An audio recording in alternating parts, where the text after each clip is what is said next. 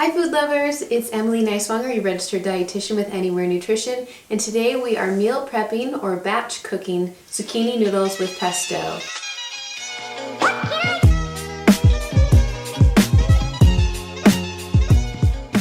I love this recipe because it's so simple. It only involves 3 ingredients and some basic kitchen utensils, one maybe new one to you, but I think it's worth investing in if you don't have one.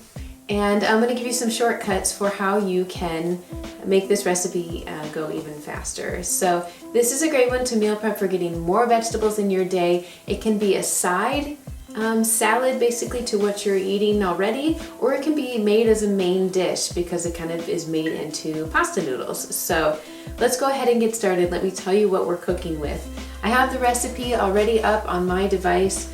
I've downloaded it from my website, so you can go there and download it for free as well, or you can print it out and put it in your meal prep book. So we have the recipe here. What we need for 3 servings, we're looking for about 3 zucchinis. They're going to come in different sizes, so roughly this is going to get you 3 separate servings. And then we're going to add in diced tomatoes and then pesto. What we're going to do for batch cooking though is we're tripling this recipe so that we have leftovers, not leftovers, but prepped up portions of this for a couple days during the week, so we don't have to think about making something new. Cherry tomatoes, we're looking for about 3 cups of cherry tomatoes, so we're going to need some more of those.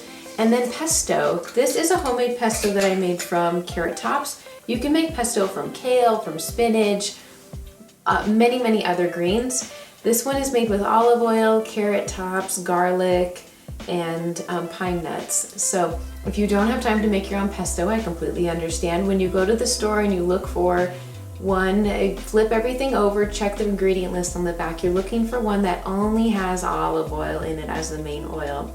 If you can't find anything else that just has olive oil, then try to find one with probably the shortest ingredient list of the things that you recognize. It might not be the cheapest one there, but the investment is worth it for the higher quality oils. So to start, what we're going to do is we're going to dice up the zucchini. So we're going to start by just cutting off of the ends here, and we're actually going to spiralize, not dice. So we are going to cut off the ends of the zucchini here because we don't want those. And what I'm using instead of a spiralizer is a mandolin. So this is an old kitchen utensil I've had for quite a while. Spiralizers are still pretty popular. You can find them in most stores. You could order them online. If you also want to, the shortcut for this recipe would be to buy already spiralized zucchini noodles from the freezer section of a grocery store. And many grocery stores are now offering them in the fresh deli section, so you can kind of take them to go. So all that I'm going to do, and I'm actually going to slice this one in half since this one's still pretty big, is just find a comfortable position with my mandolin and just start sliding my noodles across. So some of these allow you to go back and forth, some of them help you pick it up and go across. And so this goes pretty fast once you get into a groove with it. And we're going to do this with all of our zucchinis until we're done.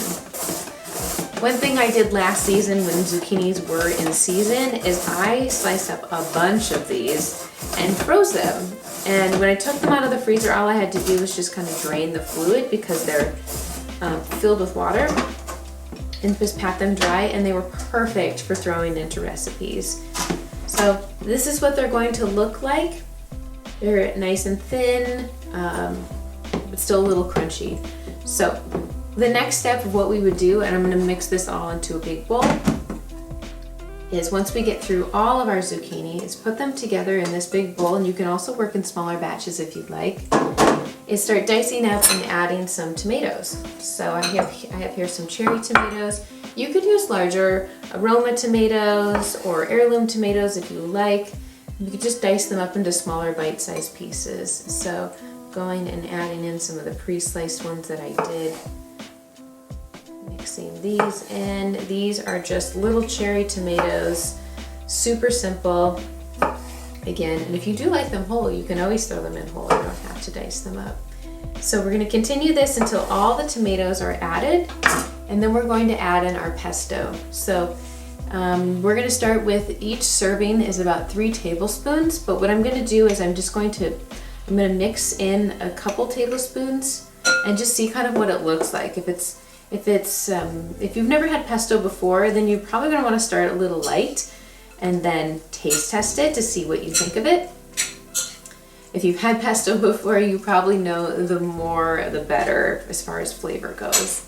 So 2 tablespoons, 2 heaping tablespoons looks pretty perfect for this recipe so far.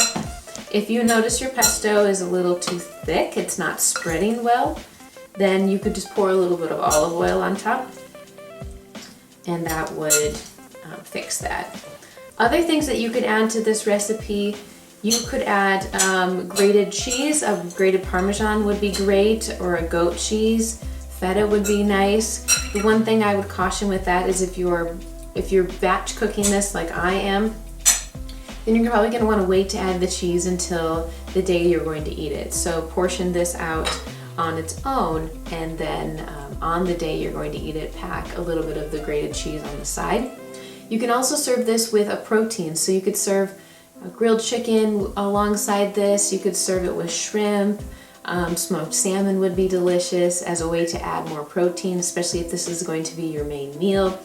But overall, if it's the side on a main dish, like I say you're having burgers for dinner and this is your side salad, this you wouldn't need to add any sort of protein to it. So I'm just going to continue this process until I have made all of the zucchini, and then I will portion them out for my week into separate containers. Again, there really is no limit. These are straight up vegetables. Zucchini is a lower carb, lower starch vegetable. I'm not too worried about the portion size. If you're thinking about what to serve as far as a side for a meal, I'm looking for about a cup or 2 of this mixture. If I'm having this as my main entree, I'm looking probably for about 3 cups at minimum, and then more cherry tomatoes combined in there. So there you have it. This is zucchini pasta with pesto and tomatoes. Happy meal prepping, everyone.